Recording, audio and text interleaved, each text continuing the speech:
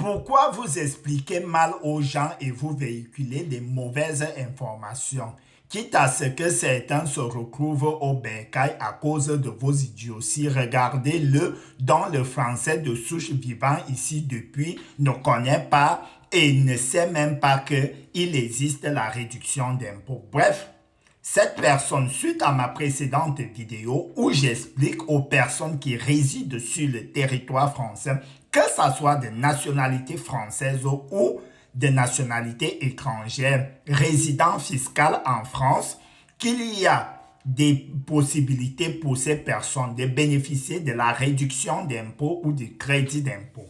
Je vous présente donc une application qui vous permet de bénéficier des services à la personne et selon la fiscalité de la France, ce qui n'est pas inventé par moi, les services à la personne vous permettent de bénéficier d'un crédit d'impôt de 50%. Cette salade, telle que les étrangers qui vivent en Europe dans le faux, sont toujours là en train de véhiculer la peur du faux.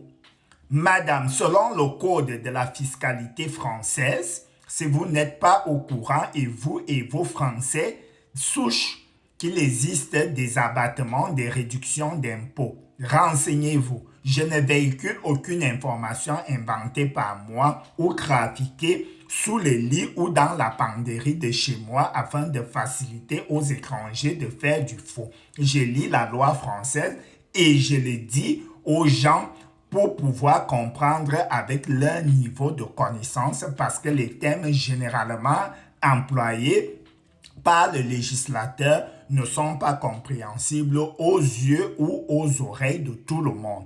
Et comme ce même législateur, il dit « Nul n'est censé ignorer la loi. Si tu l'ignores, tu es déjà un hors-la-loi. » C'est pour cela que nous autres, nous permettons de véhiculer ces informations au niveau de connaissance des autres. Alors, prenez garde à écouter les informations ou bien allez aussi chercher l'information et non de venir parler d'une généralité sur des bassesses dont vous ne maîtrisez pas. Moi, je véhicule des informations que je tire des sources sur les documents du législateur français. Alors, ici, je ne véhicule pas du faux. Si je dis pour demander l'avis d'imposition, il vous faut résider en France le 1er janvier de l'année fiscale jusqu'au 31 décembre. Vous aurez votre avis d'imposition. Il faut déclarer vos revenus.